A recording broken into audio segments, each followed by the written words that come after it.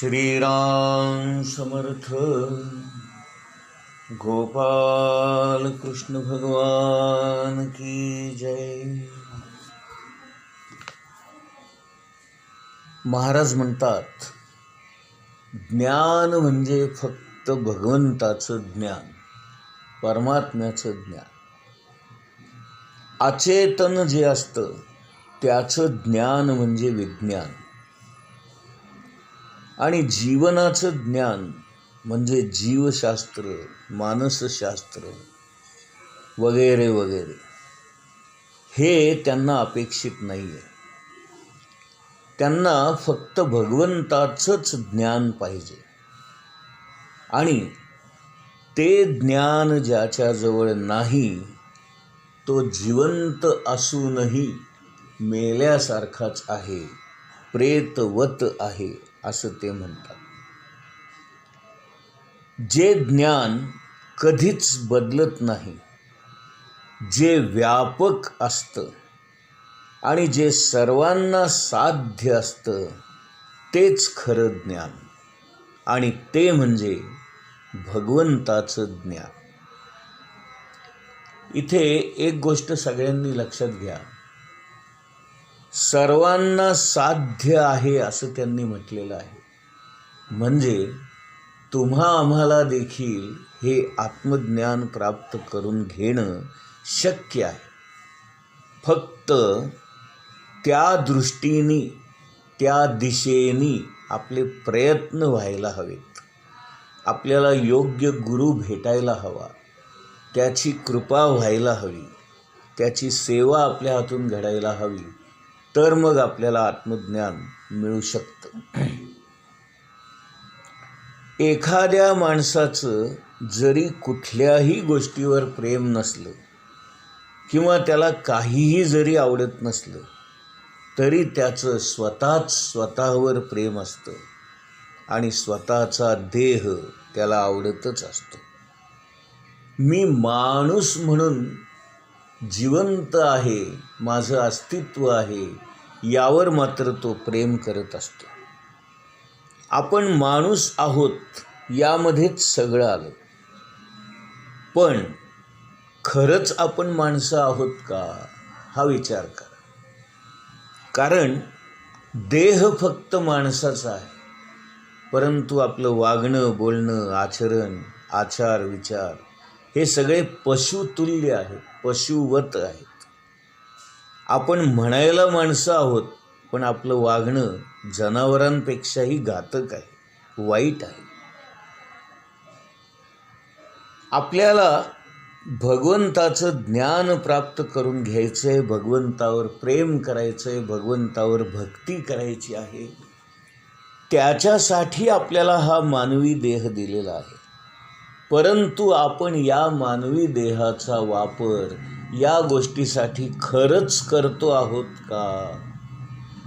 का आपण इतर प्राणीमात्रांप्रमाणे विषय, वासना आणि विकार भोगण्यासाठीच आपला देह वाया घालवतो आहोत? याचा प्रत्येकाने बारकाईने विचार करावा.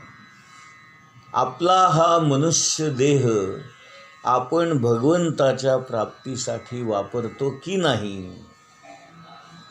आपण काही साधन करतो की नाही? आपण काही नामस्मरण करतो की नाही? का आपला सगळा वेळ, आपलं सगळं आयुष्य फुकट घालवतो आहोत? ज्याला स्वतःवर प्रेम करता येतं त्याला भगवंतावर प्रेम करता येतच येतं.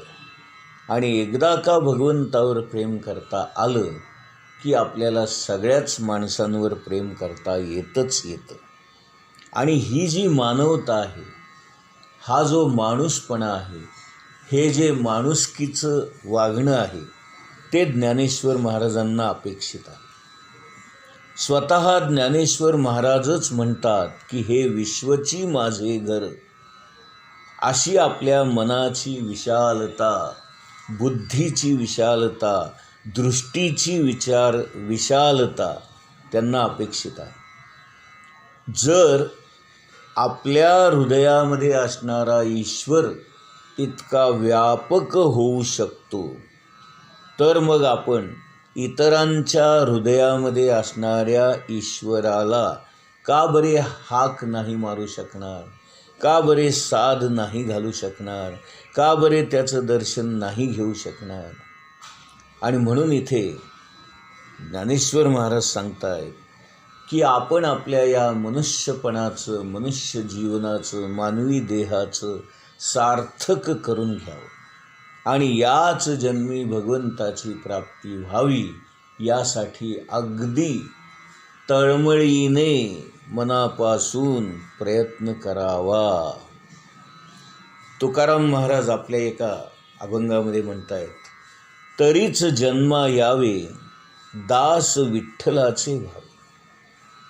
या दास्यामध्ये मानवता आहे. ईश्वर हा निर्गुण निराकार जरी असला तरी त्याचं दास्य जर करायचं असेल तर सर्वाभूती ईश्वर पाहून प्रत्येक प्राणीमात्राची, प्रत्येक माणसाची सेवा घडणं म्हणजेच विठ्ठलाचं दास होणं आहे. दास्यामध्ये मानवी दास्य घडणं हे आवश्यक आहे. भगवंताकडे दृष्टी ठेवायचीच, भगवंताकडे लक्ष ठेवायचंच, परंतु जगाकडे आणि इतर माणसांकडे देखील त्याच भावनेनी, त्याच प्रेमाने, त्याच आपुलकीनी आणि त्याच माणुसकीनी आपण दृष्टी ठेवली पाहिजे. आपल्या जीवनामध्ये सर्वात जवळचा संबंध किंवा मधुरा भक्ती ज्याला म्हणतात ती नवरा बायकोंची असते. आता भागवतामध्ये जी मधुरा भक्ती सांगितलेली आहे, या सगळ्या गोपिका भगवान श्रीकृष्णांना आपला पती मानायच्या आणि आपण त्याची पत्नी आहोत असा भाव मनामध्ये आणून त्याच्यावर नवरा बायको या नात्याने प्रेम करायच्या आणि म्हणूनच त्याला मधुरा भक्ती असं म्हणतात. आपल्याही जीवनामध्ये आपली जी कोणी बायको असेल किंवा आपला जो कोणी नवरा असेल तो भगवंतच आहे असं समजून जर आपण त्याच्यावर प्रेम केलं तर जी मधुरा भक्ती भागवतामध्ये गोपिकांना घडली तीच मधुरा भक्ती आपण देखील आपल्या घरामध्ये, आपल्या जीवनामध्ये अनुभवू शकतो. फक्त आपली बायको किंवा आपला नवरा जो आहे त्याला पुरुष किंवा स्त्री न समजता किंवा मानवी देह न समजता हा भगवंतच आहे या भावनेने जर आपण राहिलो तर ही चालती बोलती मधुरा भक्तीच आपल्याला आपल्या घरामध्ये आणता येईल. मीराबाईने सुद्धा भगवान श्रीकृष्णाशी हाच संबंध जोडला होता आणि ती तर स्पष्टच म्हणायची, मेरे तो गिरिधर गोपाल दूसरो ना कोई. माझ्या आयुष्यामध्ये मला या गोपाल कृष्णाशिवाय अन्य कुणीही नाही. असं अनन्य होता आलं पाहिजे. हा अनन्य भाव, ही अनन्य भक्ती आपल्या मनामध्ये आली पाहिजे. ही जितकी भव्य दिव्य आहे, जितकी पवित्र आहे, तितकीच शुद्ध आहे, स्वच्छ आहे. प्रेम करायला कुणाचीच बंदी नाही किंवा कुणाचीच आडकाठी नाही. साने गुरुजींनी एका कवितेत म्हटलेलं आहे, खरा तो एकची धर्म जगाला प्रेम अर्पावे. खरा तो एकची धर्म जगाला प्रेम अर्पावे.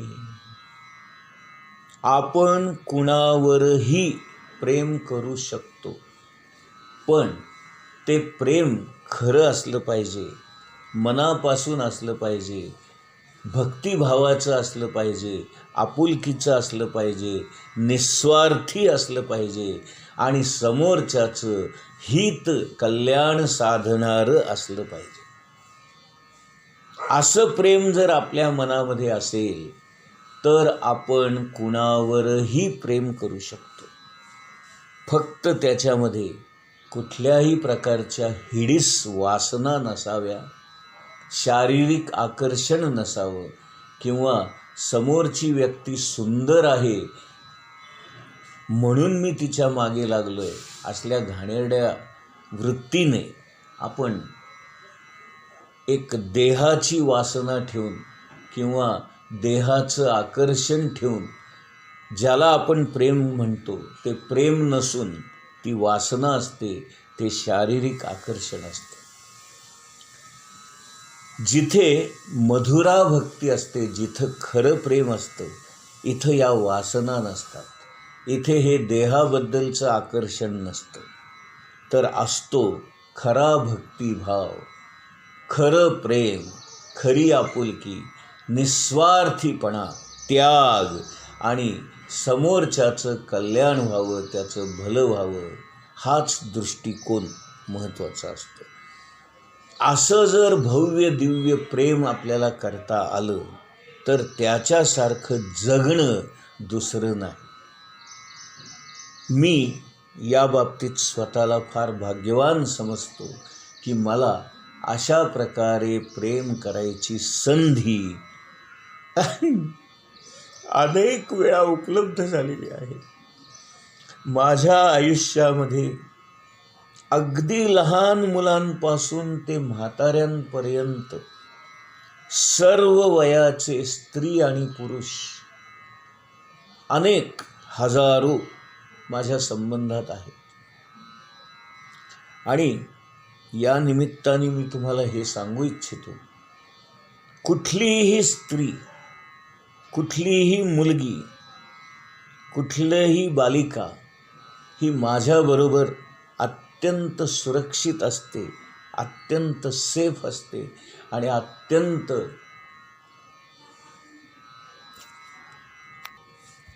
आपुलकीने वागते. माझ्या जीवनामध्ये आत्तापर्यंत अनेक स्त्रिया आल्या, अनेक मुली आल्या, अनेक तरुण मुली आल्या, अनेक लहान मुली आल्या, पण कुणालाही माझ्याबद्दल कुठल्याही प्रकारचा संशय किंवा वाईट भावना मनात येत नाहीत. ही माझ्यावर असणारी भगवंताची कृपाच होय. मी अनेक मुलांवर, अनेक मुलींवर प्रेम केलेलं आहे, परंतु अत्यंत निस्वार्थीपणाने, अत्यंत पवित्र भावनेने, अत्यंत उदात्त भावनेने आणि जे काही करायचं आहे ते त्या व्यक्तीचं भलं व्हावं, चांगलं व्हावं, त्याचं कल्याण व्हावं, याच हेतूने मी या सगळ्या गोष्टी करत आलेलो आहे. त्यामुळे अनेक स्त्रिया, अनेक मुली माझ्या आयुष्यात येऊनसुद्धा